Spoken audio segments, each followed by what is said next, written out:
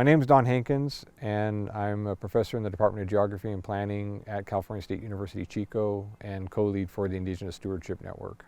This is my first California Naturalist conference. I've known about the California Naturalist program for quite a few years. I participated in teaching some of the courses in the Chico area, and then this past year also contributed to, I forget the actual title of it, but it was the indigenous naturalist program that was run during the summertime. So I think what's important about it is obviously the genuine interest of people who are attending the conference to, one, understand the systems that we all work with and the environments of California and the stewardship of those environments. And I think in the past there's been a lot of conceptions about what that stewardship looks like, and so being able to come today and share that knowledge from my perspective and the shared collective of the knowledge from my community is to, one, like really show the applicability of the knowledge of burning in the case of what I've talked about today, to the history of the landscape, but also the future of the landscape. What I feel is important about the new cohort of environmental stewards is that people are much more aware of a broader spectrum of issues, which include things ranging from the mishandling of our landscapes, but also recognizing the cultural connections to the landscapes, and I guess and what more people would recognize as like social justice type of issues. I think about it more of a framework of equality and a recognition of equality between species, us, and our relationships and to landscapes. But we're in a time where there are more people more aware of those sorts of things, and really setting the framework for the leadership of tomorrow through the conversations we're having today.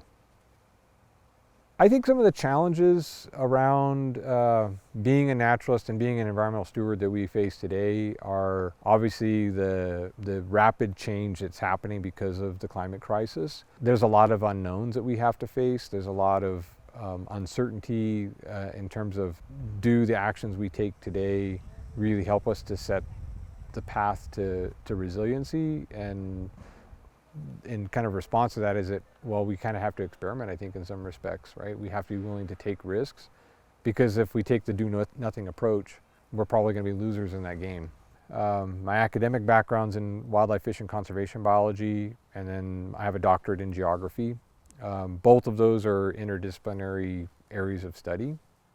I think that being interdisciplinary, one of the things that I recognize is not only recognition of like the natural world component, but the human component that feeds into that. And on the cultural side, as a Miwok person, we never have separated ourselves from nature. Like, we've always seen ourselves interrelated with nature. And so in thinking of the future, I often look to the past and our knowledge systems that have always adapted to the changes that we see, and I recognize that the rate of change is happening quite rapid now.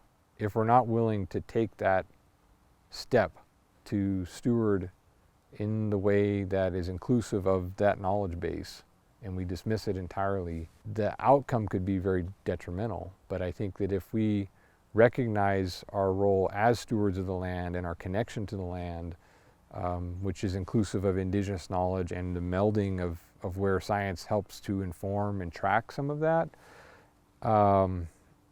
then I think we have the ability to adjust. And I see a lot of hope in that, that we can be stewards. We can reverse some of the human aspects of climate change and put us back on a better trajectory.